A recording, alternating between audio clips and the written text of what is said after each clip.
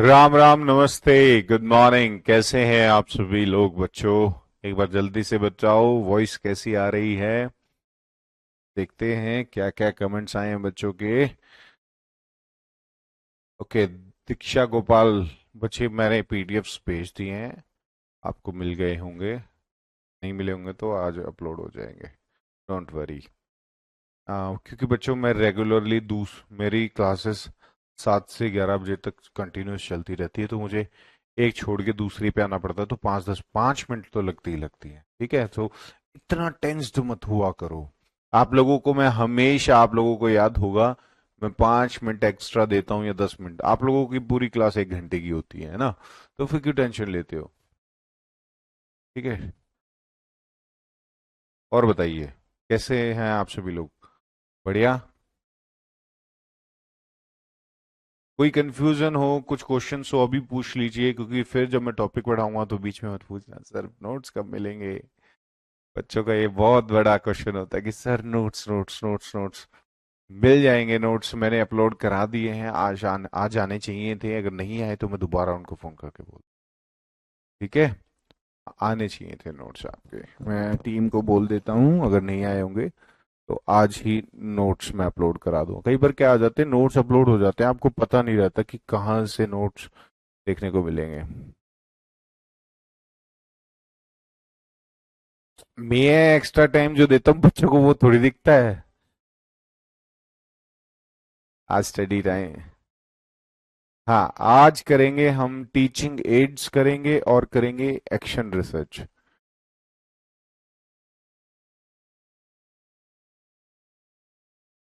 हम्म। मेरे तो सारे नोट्स ही इंग्लिश में होते हैं बच्चे। English Hindi mix bilingual notes होते हैं, तो ऐसा तो कोई दिक्कत नहीं है। सबके कमेंट दिख रहे हैं, और बताइए। करें स्टार्ट? चलिए। देखिए, बाकी जो पढ़ने वाले बच्चे होते हैं ना, उनका टाइम वेस्ट होता है ऐसे। आप लोग छोटी छोटी बातें पूछते हो, सुधर जाओ। ठीक है, तो बच्चों पहली बात, एक छोटी सी बात बता दूं मैं आप लोगों को। हाँ जी, भूपेंद्र जी। टीचिंग एड क्या होते हैं? टीचिंग करते वक्त जो भी चीजें टीचर इस्तेमाल करता है, जो भी सहायता टीचर चीजों की लेता है, वो होती है टीचिंग एड। हाँ जी भूपेंद्र जी, हाँ जी। ठीक है। सो जो पहली बार दुनिया में जिसने इस शब्द का इजाद किया, टीचिंग एड का, वो थे सैमुअल ए क्रिक। उन्होंने बताया था कि टीचिंग एड टर्म उन्होंने दी थी इन 1963। ठीक है, शायद यहाँ लिखा भी, हाँ। The first person who use the term learning disability, Samuel A Kirk in 1963। और इन्होंने ही टीचिंग एड शब्द का इस्तेमाल करना शुरू किया पहली बार। ठीक है। लर्निंग डिसेबिलिटीज क्या होती हैं? यानी कि लर्निंग के दौरान बच्चों को जो दिक्कतें होती हैं, उनको सुधारा जा सकता है कुछ एड्स के कारण। ठीक है। 1 मिनट बच्चों, 1 मिनट बच्चों, धड़ाधड़ बच्चों के कमेंट आ रहे हैं, बताइए। सबके कमेंट शो हो रहे हैं। शाम को। मेरी पर्सनल लाइफ पूछने में ज्यादा इंटरेस्टेड है बच्चे, ना कि पढ़ने में। और बताइए, और बताइए। एक बार वो उनको उनको चैन आ जाएगा फिर।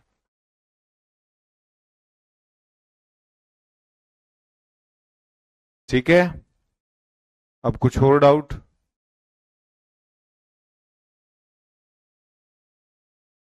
नोट्स बच्चे, आप एप्लीकेशन खोलेंगे तो वहां पर आपको देखने को मिल जाएंगे।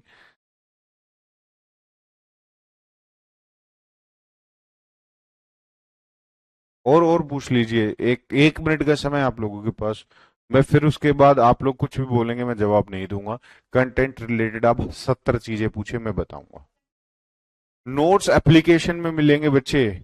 और अगर आप चाहते हैं तो कल मैं एप्लीकेशन खोल के आपको पहले ये दिखा दूंगा कि कहाँ नोट्स मिलेंगे। ठीक है। तो अभी प्लीज नोट्स के बारे में कुछ ना पूछें। मैं कल आपको एग्जैक्टली एप्लीकेशन में खोल के दिखाऊंगा कि ये नोट्स यहाँ मिल रहे हैं। ठीक है। और कुछ?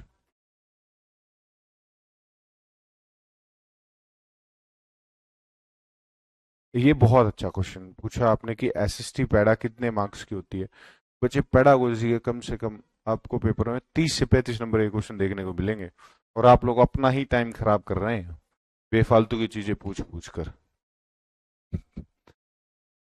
मेरे स्कूल की टाइम पूछ रहे हैं। चलें बच्चे, मैं आपको कोरियर करा दूंगा सारी इंफॉर्मेशन, भूपेंद्र जी पूरा सब कुछ लिख के भेज दूंगा, ठीक है। फिलहाल आप क्लास पे फोकस करिए। चलिए, तो टीचिंग एड क्यों इस्तेमाल करने पड़े? बच्चों को जो पढ़ने में दिक्कत होती थी ना, उनको सॉल्व करने के लिए। तो पहली बार जो इंसान थे जिन्होंने टीचिंग एड शब्द का इस्तेमाल किया, तो वो किसने किया था? सैमुअल ए क्रिक ने। ठीक है, किसने? सैमुअल ए क्रिक साहब ने। ठीक, चलिए कोई नहीं, मिस हो गया तो करा देंगे। तो बहुत अलग अलग तरीके की एड्स का इस्तेमाल किया जाता है टीचिंग एड में। ज्यादातर जो एड इस्तेमाल होती है वो ऑडियो विजुअल और ऑडियो विजुअल, ये तीन तरीके की एड इस्तेमाल की जाती हैं बच्चों को पढ़ाने के लिए। ठीक है, इनमें जो सबसे कारगर एड मानी जाती है वो मानी जाती है ऑडियो विजुअल एड, जहां पर आप बच्चों को ऑडियो भी सुनने को मिलता है और दृश्य देखने को मिलता है। ठीक है, और टीचिंग एड क्या है? सप्लीमेंट्री टूल है, किसका? टीचर का, यानी कि सहायक टूल।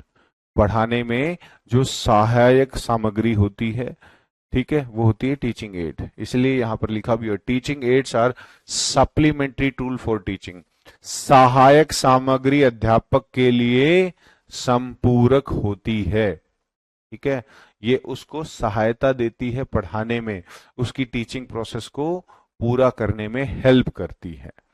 ठीक है, चलिए, तीन प्रकार की टीचिंग एड ज्यादातर टीचर इस्तेमाल करते हैं, चाहे वो स्पेशल बच्चे को पढ़ाना हो चाहे नॉर्मल बच्चे को पढ़ाना हो। ठीक है, सबसे पहली है ऑडियो एड, दूसरी है विजुअल एड और तीसरी है ऑडियो विजुअल एड। हिंदी में बोला जाता है श्रव्य साधन, विजुअल एड को दृश्य साधन और ऑडियो विजुअल को श्रव्य व दृश्य साधन। ठीक है, वर्क,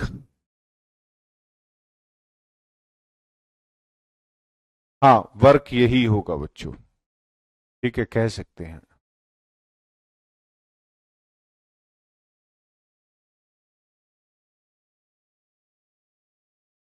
हाँ, टीचिंग एड सैमुअल ए क्रिक ने दी थी। ठीक है, तो ऑडियो एड में जल्दी से एग्जाम्पल बताइए बच्चे कि कौन कौन सी होगी। ठीक है, वो वर्क बच्चे लर्निंग स्टाइल में आ जाएगा। ठीक है, बहुत बढ़िया चीज आपने पूछी, और लर्निंग स्टाइल में आ जाएगा। एक बार दोबारा बता देता हूं, देखिए बच्चे, टीचिंग एड वो होती है जो टीचर टीचिंग लर्निंग प्रोसेस की या टीचिंग के दौरान चीजों का सहायता लेके बच्चों को पढ़ाता है, सीधी सी बात, बस वो सारी चीजें टीचिंग एड होगी। ठीक है, और बताइए। बिल्कुल, पहले मैंने एक क्वेश्चन पूछा है, ऑडियो एड्स के नाम बताइए। एक नाम तो सभी बता देंगे, रेडियो, रेडियो स्पीकर, बहुत बढ़िया, और बढ़िया, और नया नया बताइए। Type recorder, bill, type recorder, audio recorder हो सकता है बच्चे। रेडियो, मोबाइल, मोबाइल में तो विजुअल भी आते हैं। वाह क्या बात है, इतने होनहार बच्चे। चार्ट्स को ऑडियो एड में डाल रहे हैं, चार्ट्स, दिमाग लगाओ, चार्ट, चार्ट को सुनते हो ऐसे कान में डाल के? क्या बच्चों कमाल कर रहे हो। पावर पॉइंट, ग्रामोफोन हो सकता है, लिंगुआ फोन हो सकता है। ठीक है, सो विजुअल एड्स और ऑडियो विजुअल एड। ठीक है, तीन प्रकार की एड का इस्तेमाल हम करते हैं। तो सबसे पहले आ जाती है हमारे पास ऑडियो एड्स। ठीक है, ऑडियो एड्स होती हैं जिनको हम सुनने में या बच्चों को सुनाने के लिए इस्तेमाल करते हैं। Unisensory means only one sense is affected, ear. ठीक है, कान का इसमें बहुत ज्यादा प्रयोग किया जाता है। वह साधन जिसमें केवल वंदक अति है, दृश्य नहीं होता, जैसे रेडियो, टेलीफोन, लिंगवा फोन। ठीक है, यहां पर देखने का कुछ नहीं होता, सिर्फ ये सुनने की एड होती है। ठीक है, सुनकर इसमें बच्चों को हेल्प कराई जाती है। जैसे कि मान लीजिए मैं एक एग्जाम्पल आप लोगों को देता हूं, आप लोगों को इंग्लिश सीखनी है और आप लोगों की प्रोनाउंसिएशन को मुझे ठीक करना है। एलेक्सा बहुत अच्छा एग्जाम्पल, प्राची बच्चे बहुत बढ़िया। ठीक है, आप लोगों को इंग्लिश सीखनी है और आप बार बार क्या कर रहे हो, प्रोनाउंसिएशन में आपको इश्यू है। ठीक है, तो मैं क्या करूंगा, या मैं नहीं तो और कोई अच्छा इंग्लिश का टीचर क्या करेगा, आपको हर वर्ड्स की एक प्रोनाउंसिएशन वीडियो बना के डाल देगा। जैसे कि सपोज करिए ये वर्ड है यूनिसेंसरी। ठीक है, और कुछ बच्चे इसको पढ़ रहे हैं यूनिसेंसरी या यूनिसेंसर, है ना, प्रोनाउंसिएशन ढंग से नहीं कर पा रहे। बट इसकी करेक्ट प्रोनाउंसिएशन क्या होगी, यूनिसेंसुरी, यूनिसेंसुरी। ठीक है, तो अगर वो ऑडियो मैंने आपको किसी पेन ड्राइव में या किसी सीडी में या आपको सेंड कर दी और आप उसको बार बार सुन रहे हो टेलीफोन हो फोन की मदद से, तो क्या है, वो आपकी एड हो गई, ऑडियो एड हो गई। तो इस तरीके से। ठीक है, यहां ऑडियो एड में किसी को कोई डाउट हो तो जल्दी बताओ। लिंगवा फोन होता है लैंग्वेज सीखी जाती है लिंगवा फोन से, प्रोनाउंसिएशन उसमें करेक्ट होती है लिंगवा फोन में। सचिन कुमार लिंक करके ही पढ़ाया, बताइए बच्चे। बार बार 70 कमेंट कर रहे हैं आप, एग्जाम्पल इसी का दिया है मैंने। और बताइए किसी चीज में डाउट, मैं सबको सुन रहा हूं। यहां कोई डाउट हो तो जल्दी बताइए, फिर आगे चलते हैं। नो सर, बहुत बढ़िया। लिखने की जगह नहीं है बच्चे वहां पर, और वो लिखा ही हुआ है वही पढ़ाना। ठीक है, चलिए। लिखने में क्या होता है, फिर समय ज्यादा वेस्ट होता है। बाकी बच्चों को यही तो आपको नोट करना है, इससे ज्यादा कुछ नोट नहीं करना। ठीक है, तो इसमें किसी को डाउट, तो देखिए ये आ गई ना बात, to learn right pronunciation. Example भी मैंने आपको दिया था कि राइट प्रोनाउंसिएशन के लिए इसका इस्तेमाल किया जाता है। दोबारा एक्सप्लेन कर देता हूँ, फाइनल टाइम एक्सप्लेन कर रहा हूँ दोबारा, इसके बाद मैं एक्सप्लेन नहीं करूंगा। आपको मैं एक बात बताऊं बच्चों, ये जो अभी पढ़ा रहा हूं ना, इससे इजी चीज कोई नहीं है। ये भी मैं, आप लोग अगर नहीं समझ पा रहे हो तो कहीं ना कहीं आप लोगों को अपने ऊपर थोड़ा शक करना पड़ेगा कि आप कहीं ना कहीं कमी कर रहे हो। ऑडियो एड का मतलब होता है जिन एड का इस्तेमाल टीचर बच्चों को सुनाकर सिखाने में करता है। ठीक है, अब सुनाने को मैं आपको रेडियो भी सुना सकता हूँ। ठीक है, सुनाने को मैं आपको लिंगवा फोन भी सुना सकता हूँ, या सुनाने को मैं आपको कोई टेलीफोनिक वीडियो ऑडियो भी भेज सकता हूँ। जो चीज आप सुनकर सीखते हो वो होती है ऑडियो एड्स। ठीक है, तो उसमें मैंने एक एग्जाम्पल दिया था आपको, जैसे कि आप लोग कुछ प्रोनाउंसिएशन में मिस्टेक कर रहे हो या कुछ बोलने में मिस्टेक कर रहे हो, तो मैंने उसकी राइट प्रोनाउंसिएशन की ऑडियो आपको भेज दी। ठीक है, to improve listening of children, lingua means यानी कि लिसनिंग को इम्प्रूव करने में, बच्चे की सुनने की शक्ति को इम्प्रूव करने के लिए भी इसको इस्तेमाल किया जाता है। ठीक है, hearing loss is the major in decibel. ये हेयरिंग लॉस जो होता है ना बच्चे, उसको हम डेसिबल में मेजर करते हैं कि ये कितने डेसिबल तक बंदा सुन सकता है। वो हेयरिंग लॉस की बात आ गई। ठीक है, 6 पॉइंट ये था। हिंदी में बता देता हूं बच्चों, जिन बच्चों को सुनाई देना बंद हो जाता है ना, या सुनने की शक्ति को हम किस चीज से मापते हैं, वो डेसिबल से मापते हैं। ठीक है, हिंदी में उसको भी डेसिबल ही बोला जाएगा। देखा, एक बच्चे का आ गया कि सर ये सब बीएड में। अरे बच्चे, जो बीएड में पढ़ा है वही तो पेपर में आएगा। बिल्कुल सही बात की है आपने, मैं भी वही पढ़ा रहा हूं। ठीक है, जो सिलेबस में है आपके। आप ठीक कर लीजिए उसको, ठीक है। चलें आगे। अब आती है विजुअल एड्स, ठीक है। ऑडियो एड आप लोगों ने सुन लिया, अब आती है विजुअल एड, ठीक है। बिल्कुल साउंड को मेजर किया जाता है डेसिबल में। तो जो बच्चा या जो जिसको कान की प्रॉब्लम होती है ना बच्चे, उसको वो डेसिबल का साउंड उसके कान में डाला जाता है और देखा जाता है कि कितने डेसिबल तक सुन सकता है, ठीक है। तो इसीलिए उसको डेसिबल में मापा जाता है। साउंड बॉक्स, बिल्कुल सही बात है।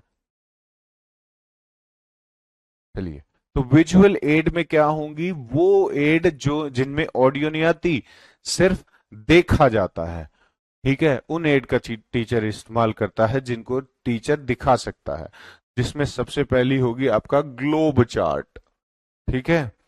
ग्लोब चार्ट आपने देखा होगा स्कूल में, जहां पर टीचर जगहों को, एरिया को आइडेंटिफाई करने के लिए बच्चों को दिखाता है, ठीक है। मैप हो गए, मानचित्र आप लोगों ने खूब बनाए होंगे एसएसटी में, वो क्या है, एक विजुअल एड है, ठीक है। फ्लैश कार्ड हो गए, बच्चे, छोटे बच्चों के लिए फ्लैश कार्ड्स का इस्तेमाल किया जाता है। मॉडल्स हो गए, ठीक है। आपके स्कूल्स में चाहे वो एसएसटी मॉडल साइंस फेयर हो या मॉडल्स हो, वो जो मॉडल्स बनाए जाते हैं आपको किसी चीज को समझाने के लिए, वो क्या है, एक विजुअल एड है, ठीक है। चार्ट्स हो गए, ऑल काइंड ऑफ बोर्ड्स, ठीक है। हर तरीके का बोर्ड, चार्ट, ये सारी की सारी चीजें इसी के अंदर आती हैं। जो भी चीज आपको दिखाई जाए ना, जो भी चीज आपको क्लास के अंदर दिखाई जाए, वो होती है ऑडियो एड, ठीक है। जल्दी से लिख लीजिए आप इसको एक बार।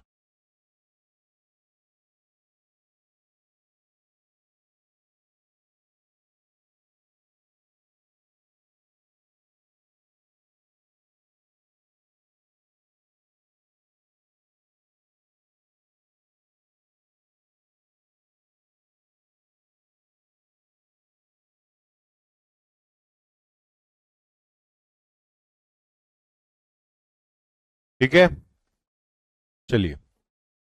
आज मुझे दो टॉपिक्स क्लियर, और ऑडियो विजुअल एड में वो दोनों चीजें आती हैं जो सुन भी सकते हैं, देख भी सकते हैं, जैसे कि टीवी हो गया, आपके मोबाइल फोन हो गए, ठीक है, कंप्यूटर होगी, मूवी थिएटर्स हो गए, ठीक है। ऑडियो विजुअल में दोनों ही चीजें आएंगी, ठीक है। क्वेश्चन आंसर्स इससे रिलेटेड नहीं करेंगे क्योंकि अभी मुझे एक और टॉपिक आपको पढ़ाना है, तो ये तो बहुत छोटा सा टॉपिक था।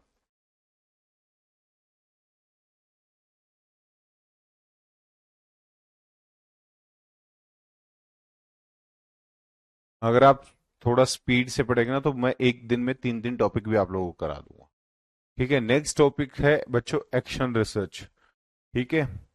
आप लोगों ने टीचिंग एड के बारे में सुन लिया, अब टॉपिक है, नेक्स्ट हेडिंग डालिएगा, एक्शन रिसर्च। जी हाँ, एक्शन रिसर्च किया जाता है स्कूल के अंदर, स्कूल में आई हुई प्रॉब्लम्स को सॉल्व करने के लिए, ठीक है। एक्शन रिसर्च को सबसे पहले विश्व में किसने दिया था, स्टीफन एन कोरे साहब ने, इन 1926, 1926 में पहली बार स्टीफन एन कोरे साहब ने एक शब्द दिया, एक्शन रिसर्च, ठीक है। इसको इस्तेमाल किया जाता है स्कूल में उत्पन्न हुई समस्याओं को इमीडिएटली सॉल्व करने के लिए, ठीक है। हिंदी में बता देता हूं, इसको बोलते हैं क्रियात्मक अनुसंधान, विद्यालय में तुरंत उत्पन्न हुई समस्या के तुरंत समाधान के लिए किया जाता है। यानी कि in action research, immediate problem of the school solve for immediate solution, ठीक है। यानी कि स्कूल में उत्पन्न हुई तुरंत समस्याओं को तुरंत सुलझाना, यानी कि जो अभी इमीडिएट, अभी अभी कोई प्रॉब्लम आ गई स्कूल में और उसको तो भी सॉल्व कर दिया, वो होता है एक्शन रिसर्च, ठीक है।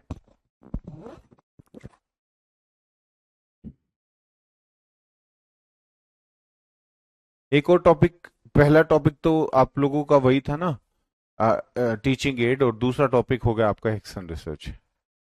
ठीक है, एक एक नंबर का क्वेश्चन आता है यहां से, एक नंबर का क्वेश्चन। ठीक है, ज्यादा का नहीं आता। ऑडियो विजुअल से भी एक का आएगा और इससे भी एक का आएगा। हर क्लास में लगा लो 2 या 3 नंबर के क्वेश्चन आपके आते ही आते हैं। फॉर एग्जाम्पल, बहुत बढ़िया ये बात आपने पूछी ना, फॉर एग्जाम्पल जैसे कि बच्चे चीटिंग कर रहे हैं क्लास में, इमीडिएट प्रॉब्लम है, इमीडिएट सॉल्यूशन कर दिया।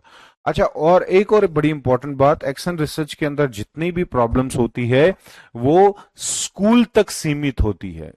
ठीक है, बहुत बड़ा स्कोप नहीं होता उनका, वो स्कूल तक ही सीमित होती है, स्कूल से बाहर नहीं होती है।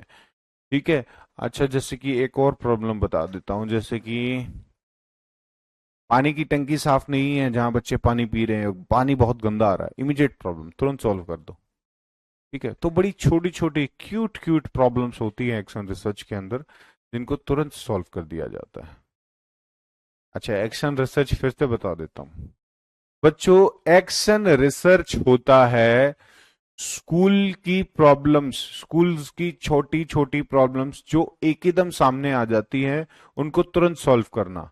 ठीक है, जैसे स्कूल में आज पानी नहीं आया, बच्चे पानी कहां से पियेंगे, टैंकर बुला के पानी भरवा दिया, छोटी सी प्रॉब्लम थी, स्कूल तक सीमित थी, उसको सॉल्व कर दिया, है ना। स्कूल की दिक्कत और छोटी छोटी दिक्कत, जैसे बच्चे लेट आ रहे हैं स्कूल में 2-3 दिन से, उनका उनको उनके पेरेंट्स को इन्फॉर्म कर दिया, कुछ भी किया XYZ, और बच्चों की वो लेट आने की प्रॉब्लम सॉल्व कर दी। ठीक है, और ये एक्शन रिसर्च में जितनी प्रॉब्लम होती है स्कूल तक ही सीमित होती है। ठीक है, ये आयुषी सिंह, ये टॉपिक यहाँ नहीं हुआ बच्चे, आपने किसी और क्लास में देखा होगा।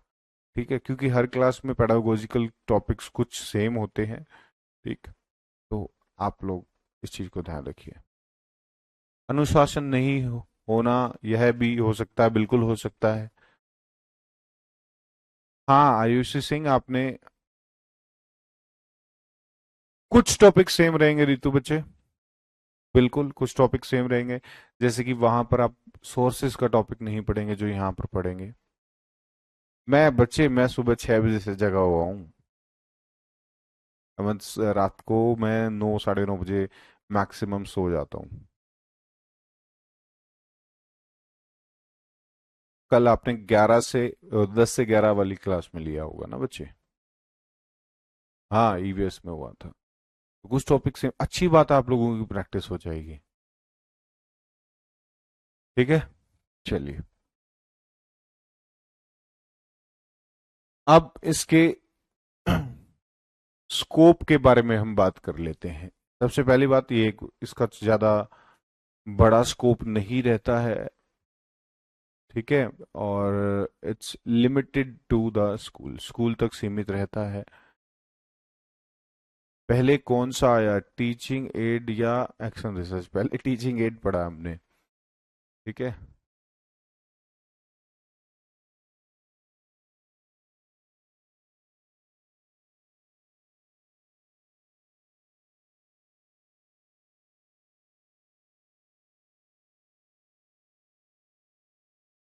आ सकता है अगर रेगुलर होमवर्क ना करे कोई बच्चा, वो एक प्रॉब्लम हो सकती है।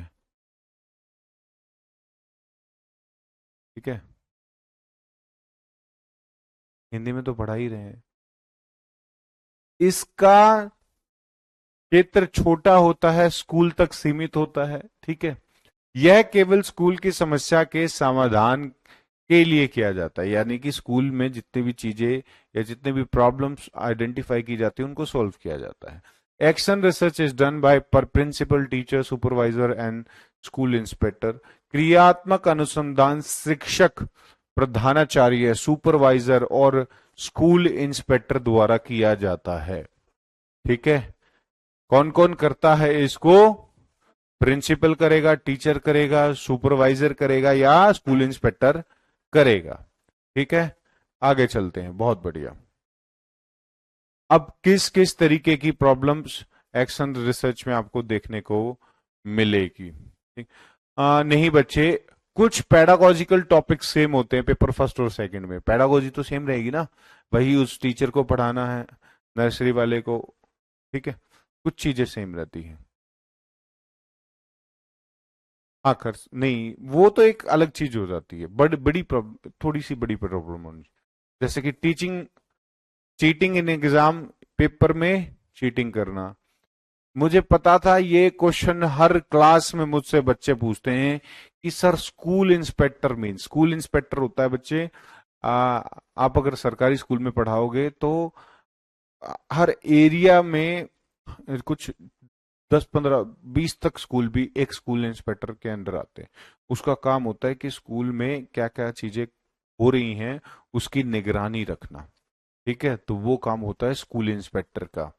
वो जैसे कि सारी चीजों पर ध्यान रखता है स्कूल इंस्पेक्टर, कि स्कूल में अच्छे तरीके से टीचर पढ़ा रहे हैं, टीचर फोन पे बात नहीं कर रहे, ज्यादातर बच्चों को पढ़ा रहे हैं, ठीक है, या टीचर क्लास में है या नहीं। कभी भी इंस्पेक्टर स्कूल में आ जाता है निगरानी के लिए।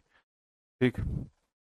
लो परफॉर्मेंस बाय स्टूडेंट, बच्चे की टीचिंग स्टडी में अच्छी परफॉर्मेंस नहीं है, वो भी एक प्रॉब्लम है।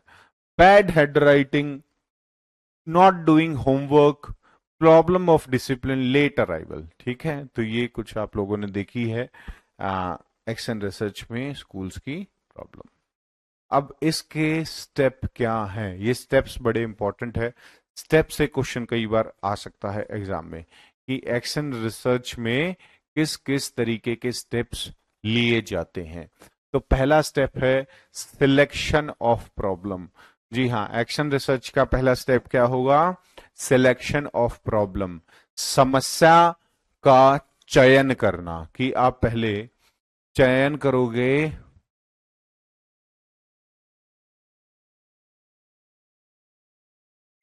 कि समस्या क्या है। ठीक है। दूसरा, understand the problem, analyse the problem and cause behind the problem. समस्या को समझना है, फिर उसका विश्लेषण करके समझना है, यानी कि उसको खोल कर समझना है, उसको एलैबोरेट करना है। ठीक है, समस्या के कारणों को समझना है कि समस्या होने का कारण है।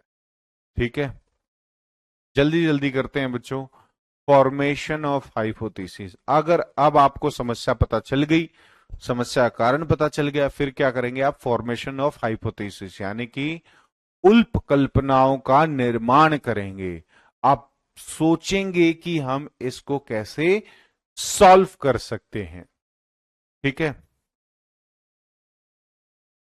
उप कल्पनाओं का निर्माण करना, समस्या के संभावित समाधानों का पूर्ण नाम लगाना, समस्या के जितने कारण नजर आते हैं उतनी ही उप कल्पना बनाई जाती है। जी हाँ, जितने आपको रीजंस मिलेंगे प्रॉब्लम के, उतने ही आप परिकल्पना, उतने ही हाइपोथेसिस बनाएंगे अपने मन में कि इसको हम ऐसे कर सकते हैं, इसको हम ऐसे कर सकते हैं।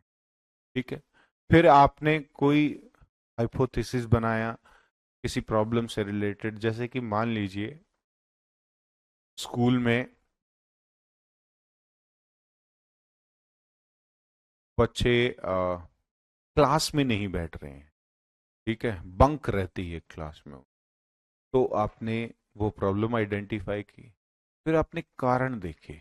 ठीक है, उसमें एक कारण आपने देखा कि टीचर अच्छा पढ़ा ही नहीं रहा। ठीक है, फिर आपने अपनी परिकल्पना लगाई कि आपने कारण देखा कि और क्यों अच्छा नहीं पढ़ा रहा था वो, चाहे आपने उससे बातचीत की हो, चाहे और चीजें की हो। फिर आपने अपने दिमाग में सोचा कि अगर मैं टीचर बदल दूंगा तो ये हो जाएगा, अगर मैं टीचर को बता के समझा दूंगा तो ऐसे सोल्व, दोनों चीजों से प्रॉब्लम सॉल्व हो सकती है ना। उल्प कल्पना होती है जो आप अपने मन में किसी प्रॉब्लम को सॉल्व करने के लिए विचार बनाते हो। ठीक है, फॉर्मेशन ऑफ हाइपोथेसिस। ठीक है, किसी चीज को ठीक करने के लिए आप पहले से कुछ सोच विचार करते हो। ठीक है, हाइपोथेसिस का मतलब यही होता है, किसी चीज को सॉल्व करने के लिए आप अपने मन में जो भी चीजें सोचते हैं वो होती है हाइपोथेसिस। अभी बताता हूं इससे रिलेटेड क्वेश्चन है कैसे आएंगे। फिर आप क्या करोगे? Verify the hypothesis and data collection. ठीक है, डाटा कलेक्शन करोगे, डाटा कलेक्शन से मतलब यही है उस प्रॉब्लम से रिलेटेड आप चीजों को कलेक्ट करोगे और फिर उसको सॉल्व कर दोगे। 36 बार बता चुका हूं बच्चे, उल्प कल्पना का मतलब होता है परिकल्पना। ठीक है, आप कल्पना करते हो अपने मन में किसी चीज को सॉल्व करने के लिए। ठीक है, आप अपने मन में उस प्रॉब्लम को सॉल्व करने के लिए स्टेप बनाते हो। ठीक है, अभी भी किसी को डाउट हो तो चलिए बताओ। वही बात मैं बता रहा हूं, कल्पना करना, उल्प कल्पना करना का मतलब भी यही होता है बच्चे। आप अपने मन में विचार बनाते हो कि मैं किसी चीज को कैसे सोच कर रहा हूं, तो आप फॉर्मेशन कर रहे हो ना, हाइपोथेसिस कर रहे हो ना अपने मन में, उस समस्या को समाधान करने के लिए चीजों को सोच रहे हो ना, तो वही होती है उल्प कल्पना। अभी भी किसी को डाउट हो तो जल्दी बताइए। इमेजिनेशन नहीं कहेंगे आप इसको। इमेजिनेशन इसलिए नहीं करेंगे क्योंकि आप जो हाइपोथेसिस बनाते हो, वो आप सोचते हो, वो फैक्ट बेसिस होता है ना, वो सही चीजों पर बेसिस होता है। अब मैं कल्पना कर लूं कि मैं आसमान में उड़ रहा हूं, ऐसा तो होगा नहीं ना। ठीक है,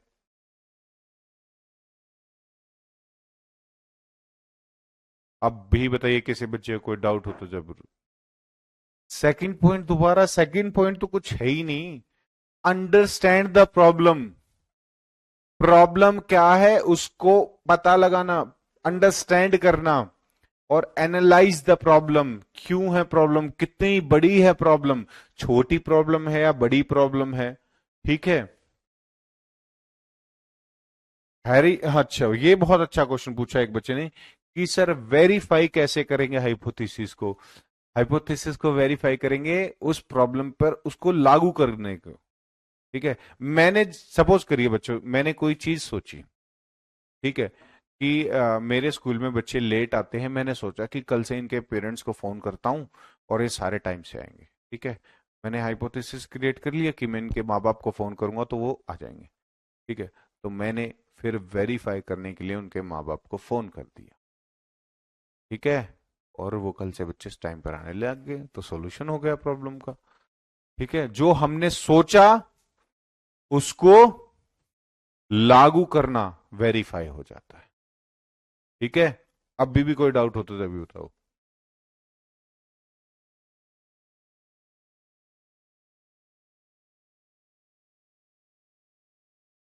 सेम चीज होती है इस कैटेगरी में, सेम चीज होती है कल्पना। ठीक है, सही में बच्चों, बहुत बहुत पढ़ने की जरूरत है आप लोगों को। बेसिक चीजें हैं। अब टाइप ऑफ प्रॉब्लम बच्चे मैंने बता दिया है, आप वीडियो को रिवाइंड करके देख लीजिएगा, क्योंकि ऐसे बाकी बच्चों का टाइम खराब होता है।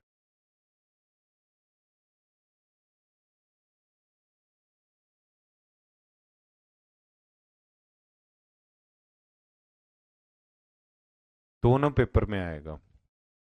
अगर मैं कोई चीज पढ़ा रहा हूं तो आपके पेपर में तो आएगा ही। ठीक है, चलें आगे। चलिए,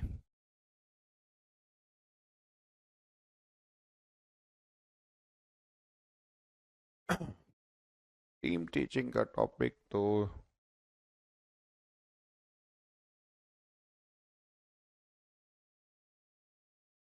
इसको बाद में करेंगे। आज पहले आपको एक्शन रिसर्च के क्वेश्चन आंसर्स कराता हूँ। एक्शन रिसर्च में किसी को कोई डाउट हो तो जल्दी बताइए।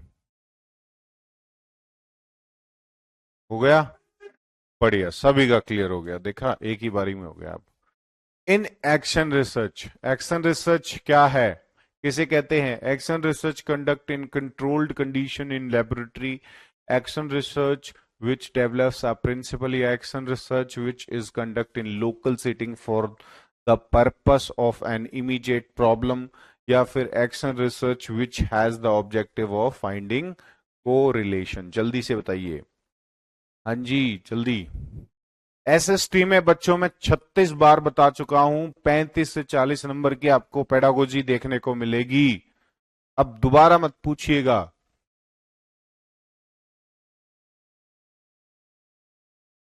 सीरीज में कुछ नहीं होता बच्चे, आगे पीछे दे देते हैं आंसर। हाँ, स्टेप सीरीज में होते हैं सारे। जब आप प्रॉब्लम को ढूंढेंगे नहीं तो उसको सॉल्व कहां से करेंगे। ठीक है, चलिए बिल्कुल, सी इज द राइट आंसर। यानी कि एक्शन रिसर्च क्या होता है? Action research which is conduct in local setting, मतलब स्कूल प्रेमिसेस के अंदर ही किया जाता है, for the purpose of immediate problem, immediate problem को सॉल्व करने के लिए। Next, a group of students frequently absent. देखिए, कुछ बच्चों का ग्रुप लगातार अपने स्कूल से एब्सेंट रहता है। For your classes you will handle this situation bye, आप इस सिचुएशन को कैसे हैंडल करेंगे? पहला ऑप्शन है reporting the matter to the principal, informing their parents, या फिर अंडरटेकिंग एन एक्शन रिसर्च, या leave them it's on risk. जल्दी से, या ऑन फेथ।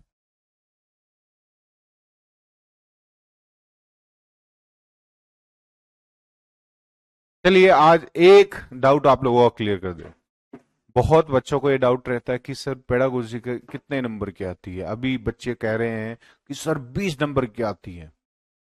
मैंने आप लोगों को क्वेश्चन आंसर्स कराए थे, आधे पेडागोजी के क्वेश्चन नहीं कराए थे, एक पेपर के क्वेश्चन आंसर्स थे वो, प्रीवियस ईयर के 23-24 तो वही वही थे। ठीक है, मैं आपको बताता हूँ कैसे पेडागोजी ज्यादा नंबर की आती है।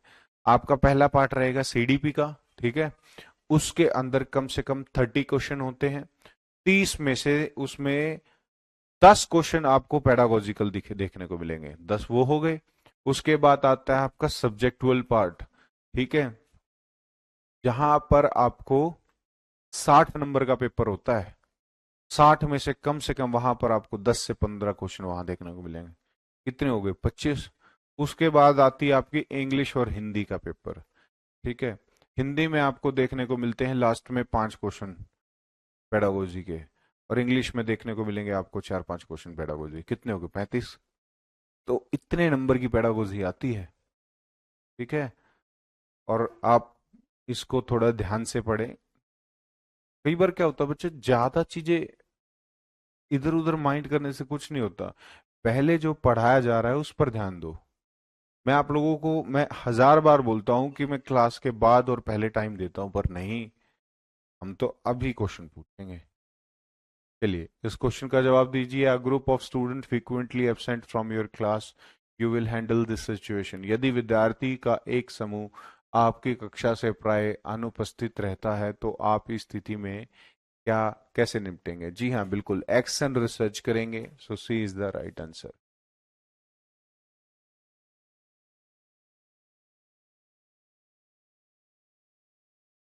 बच्चे बुक की टेंशन मत लो। इस प्लेटफॉर्म पर आपको जितनी क्वेश्चन आंसर्स कराए जा रहे हैं ना, या जितना आपको चीजें दी जा रही है, वो इनफ है किसी बुक से, ठीक है। Action research is a systematic approach of problem solving to improve. Action research कहते हैं एक सिस्टमैटिक अप्रोच है किसी प्रॉब्लम को सॉल्व करने के लिए, ठीक है। बताइए, इमीडिएट सॉल्यूशन, परमानेंट स्ट्रक्चर, या बोथ फर्स्ट एंड सेकंड, क्या है?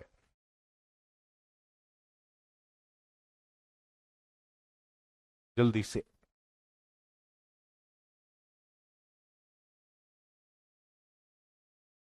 थर्ड क्वेश्चन का आंसर बताइए बच्चों।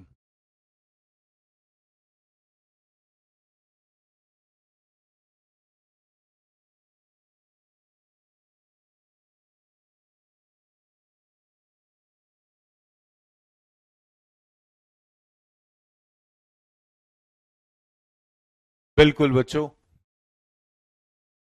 एक्शन रिसर्च क्या है? एक सिस्टमैटिक अप्रोच है solving problem to improve immediate solution, ठीक है।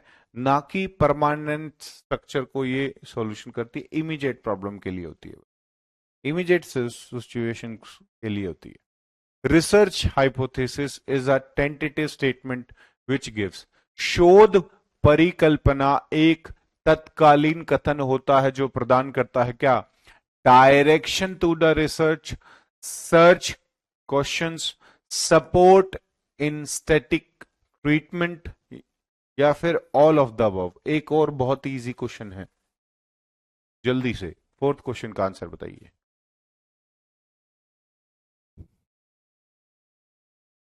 सभी बच्चों का आंसर आना चाहिए।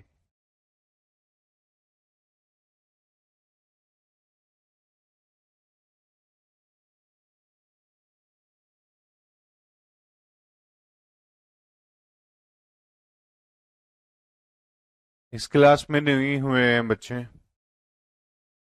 ठीक है।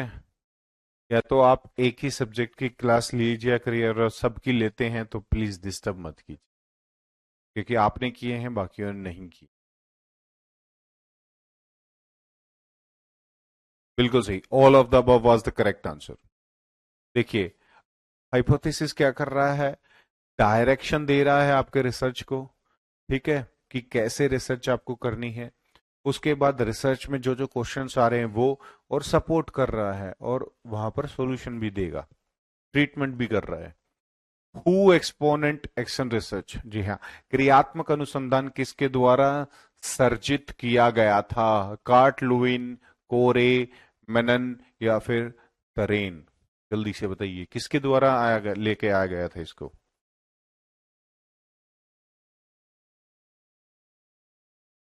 हाँ जी, कल अनन्या, आप ईवीएस पेडागोजी में क्या कर रहे थे फिर बताइए? ठीक है, तो वहां हुए थे, यहाँ नहीं हुए, तो मैं, मेरे को तो हर बच्चे को कराने हैं ना बच्चे। आप ऐसा कंफ्यूजन क्रिएट ना करें। बिल्कुल, B was the right answer.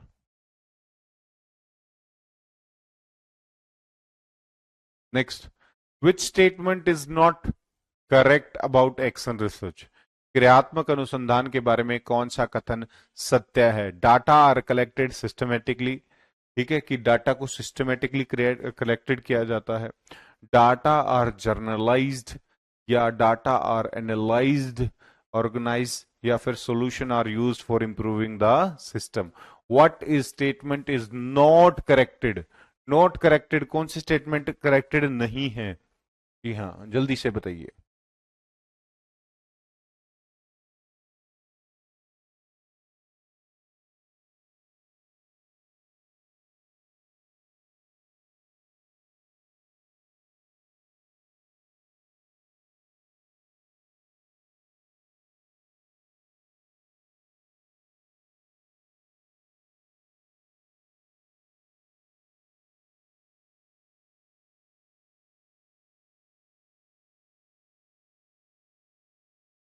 जल्दी बच्चों, देखिए, यहां इस क्वेश्चन का जवाब हम अपने नोट से ही करा के देंगे आपको, ठीक है।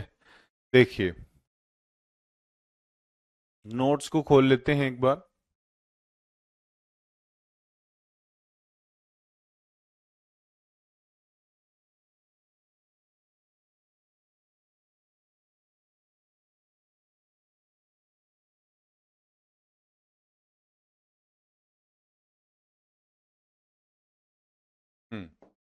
ये देखिए क्या क्या लिखा हुआ है।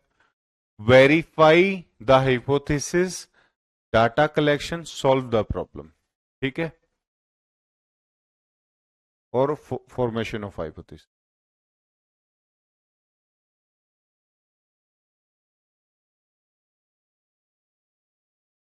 ठीक, तो नीचे से शुरुआत करते हैं। Solution are use for improving the system, ये ऑप्शन सही होगा, या डाटा जर्नलाइज्ड सही होगा? देखिए, डाटा कलेक्शन करना सिस्टमेटिकली, ये थोड़ा कंफ्यूजन था,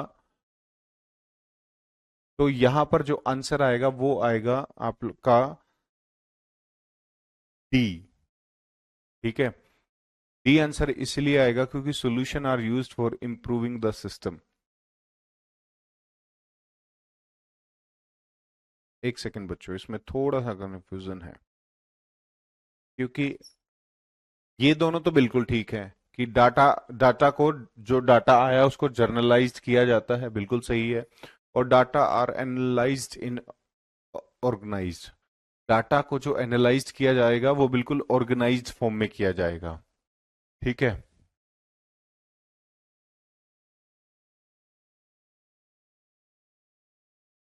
हाँ, नॉट करेक्ट ढूंढ रहे हैं हम, नॉट करेक्ट, ठीक है।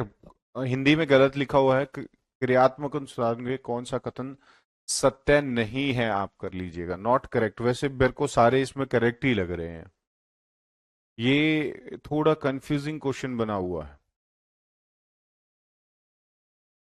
जो एक डाउट लग रहा है मुझे, डी ऑप्शन में लग रहा है, क्योंकि ये करेक्ट इसलिए नहीं हो सकता, हो भी सकता है क्योंकि solution are used for immediate problems, है ना, इमीडिएट प्रॉब्लम्स को सॉल्व किया जा रहा है यहाँ पर।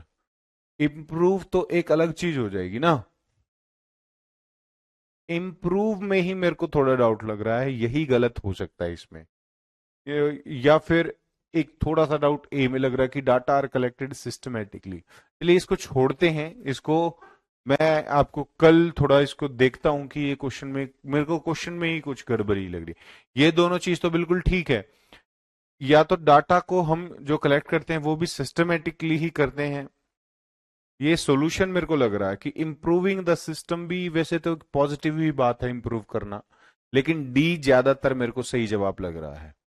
ठीक है, बी नहीं होगा बच्चे। डाटा जो आया उसको जर्नलाइज करना, यानी कि उसको समझना। ठीक है, तो वो तो तभी समझेंगे जब भी तो प्रॉब्लम होगा सॉल्व। ठीक है, हाँ एक्शन रिसर्च में डाटा सिस्टमेटिकली ही कलेक्ट होता है, तो द आंसर आप डी ही लगाइएगा इसमें। ठीक है, चलिए next question. Correct arrangement of the step of action research, क्रियात्मक अनुसंधान करने का सही क्रम क्या होगा। अब आपको यहां पर क्या ढूंढना है, राइट स्टेप ढूंढना है। पहला है सिलेक्शन द प्रॉब्लम, ठीक है, planning the research data, collecting analysing the data, formation of hypothesis, या फिर सिलेक्शन द प्रॉब्लम। इन दोनों में से कौन सा जवाब सही होगा, जल्दी बताइए। हाँ बिल्कुल, इंप्रूव नहीं होगा, ये बात बिल्कुल सही बताई आपने, इसीलिए डी आंसर है बच्चे।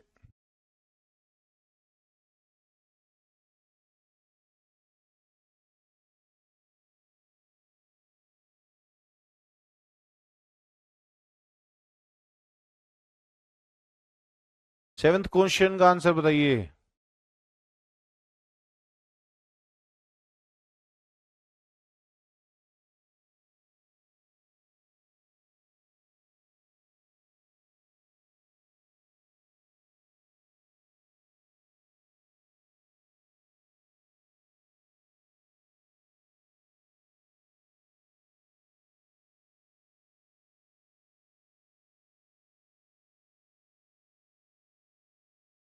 देखिए बच्चों, मैं आपको बताता हूं।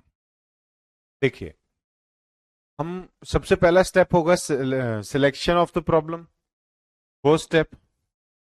दूसरा आएगा, अब हमने प्रॉब्लम सेलेक्ट की, तो हम क्या करेंगे, फॉर्मेशन ऑफ हाइपोथेसिस करेंगे, यानी कि प्रॉब्लम को सॉल्व करने के लिए चीजों के बारे में सोचेंगे। फिर अब हमने हाइपोथेसिस कर ली, हमने सोच लिया कि इसको सॉल्व करना है, तो हम रिसर्च को प्लान करेंगे। ठीक है, फिर प्लान कर रहे हैं तो उसके हिसाब से डाटा कलेक्ट करेंगे, फिर उस डाटा को एनालाइज करेंगे। ठीक है, और फिर कंक्लूजन करेंगे। ये दोनों स्टेप इसके एक्स्ट्रा लिख दिए गए टाइपिंग में। ठीक है, so this is the correct step. चलिए बच्चों, next question. If a student does not perform his homework continuously, this problem could be short out by, आप इसको कैसे सॉल्व करेंगे, x post factor, experimental, fundamental, या फिर एक्शन, क्या करेंगे आप ऐसी सिचुएशन में बच्चे के साथ। हाँ जी, अमिता चौरसिया, क्या कमेंट आपका, बताइए जल्दी बच्चों। Eighth question, if a student does not perform his homework continuously, this problem could be short out by action। बिल्कुल, एक्शन लोगे आप तभी तो सॉल्व होगी।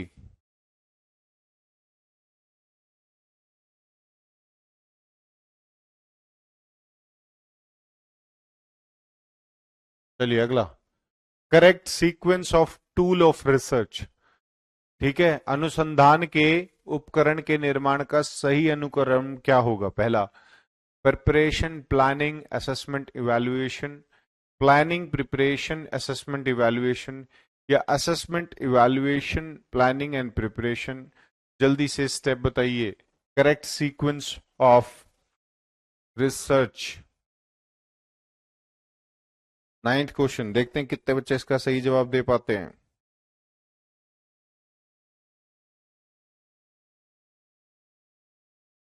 जल्दी प्यारे बच्चों,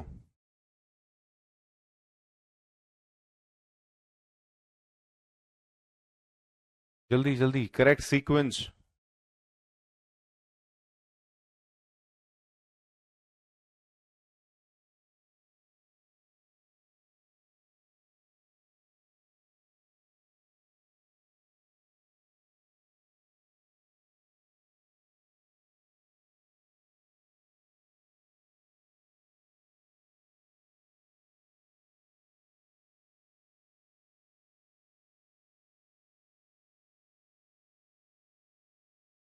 क्या होना चाहिए?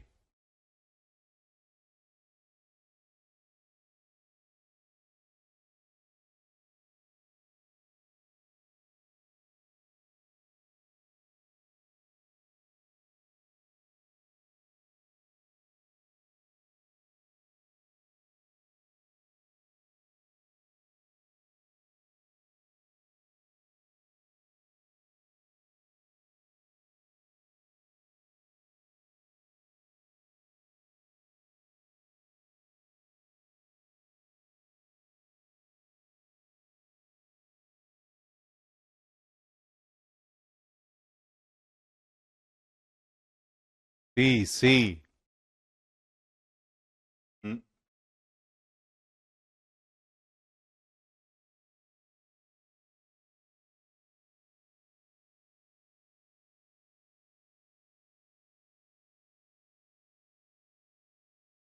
The correct answer was B. बिल्कुल सही बात बच्चों, बहुत बढ़िया। देखिए, सबसे पहले रिसर्च में आपके पास क्या होना चाहिए? कोई प्लान होना चाहिए। यानी कि इसको क्या बोलेंगे प्लान को? प्लान क्या हो गया आपको? हाइपोथेसिस। प्लान क्या हो गया? हाइपोथेसिस। परिकल्पना आपका क्या था? प्लान था किसी चीज को सॉल्व करने के लिए। तो ऐसे ही रिसर्च करने के लिए सबसे पहले आपके पास क्या होना चाहिए? प्लान होना चाहिए। फिर प्रिपरेशन होनी चाहिए। ठीक है, फिर आपने जो उस चीज को सही करने के लिए प्रिपरेशन की, उसको असेसमेंट किया आपने। ठीक है, आपके पास डाटा आया, उसको आपने असेस्ट किया, और फिर आपने देखा इवैल्यूएट करके कि आपने क्या किया। ठीक है, तो सबसे पहले योजना बनेगी, फिर उस योजना की तैयारी होगी, और तैयारी होने के बाद जांच से मतलब ये, वेरीफाई से मतलब, असेसमेंट से मतलब ये है कि उसको इस्तेमाल किया जा रहा है। फिर जब आपने उसको इस्तेमाल कर लिया तो फिर पता चला कि आप फेल हुए, पास हुए, या मूल्यांकन हो गया आपका। ठीक है, बहुत बढ़िया, अच्छा ट्रिकी क्वेश्चन था ये, और इसीलिए काफी बच्चों ने इसको सही किया। चलिए, आज के लिए इतना ही। जो भी क्वेश्चन है आपके मन में पूछ लीजिए, आप लोगों के लिए समय है। कुछ भी पूछ लीजिए, जो भी पूछना है आपको।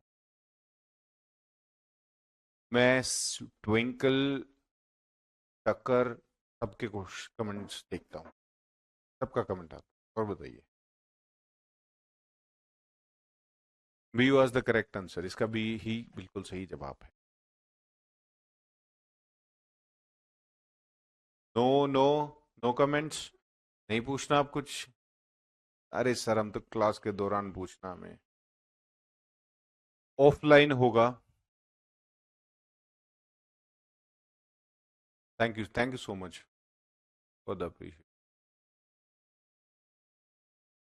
निशा मिश्रा, देखते हैं बच्चे, हर एक का कमेंट। Thank you. सबका शो हो रहा है। अब आप एक बात बताओ, थाउजेंड्स ऑफ बच्चे हैं, मैं किस किस का नाम लूं, है ना?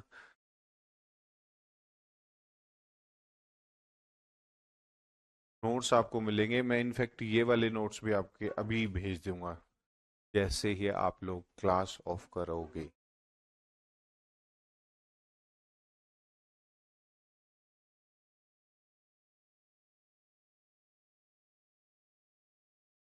कोई नहीं, आप उसको रिवाइंड करके पढ़ सकते हैं। ठीक है। I am sure. Thank you so much, thank you so much बच्चों। चलिए, मिलते हैं आप लोगों से मंडे को। अब 2 दिन छुट्टी है, सैटरडे संडे। ठीक है। 2 दिन क्लास नहीं होगी आपकी, मंडे टू फ्राइडे क्लास होगी। तो मंडे को आपको बिल्कुल एक ऐसा टॉपिक पढ़ाऊंगा जहां से 3 नंबर के क्वेश्चन देखने को मिलेंगे आपको। ठीक है, 3 नंबर। याद रखना इस चीज को। मंडे को तैयार होके आना। बहुत अच्छा टॉपिक पढ़ाऊंगा आप लोगों को। देखिए, मैं आपको बताऊं, मैं अपनी 10 क्लास में आपके 30 नंबर पक्के करा सकता हूँ। मेरे में इतना दम है, या मैं ऐसी चीजें आपको पढ़ाता हूँ। बस आप थोड़ा सा क्लास के दौरान मुझे सपोर्ट करिए। क्लास के दौरान आप कुछ भी अटरम शटरम मत पूछिए, है ना। उसके बाद आप कुछ भी पूछिए। ठीक। तो वो आपको मैं मंडे को पढ़ाऊंगा। ठीक। चलिए, तब तक के लिए राम राम नमस्कार आप सभी को। नोट्स आप लोगों को मिल जाएंगे, और अगर नहीं मिले तो मैं मंडे को आपको ऐसे मोबाइल में, ऐसे कैमरे के आगे मोबाइल करके दिखाऊंगा कि यहाँ नोट्स ये हैं। ठीक है, सो डोंट वरी गाइस। आप लोगों के लिए ही नोट्स है, आप लोगों के लिए मैं पढ़ा रहा हूँ। ठीक। चलिए, राम राम आप सभी को।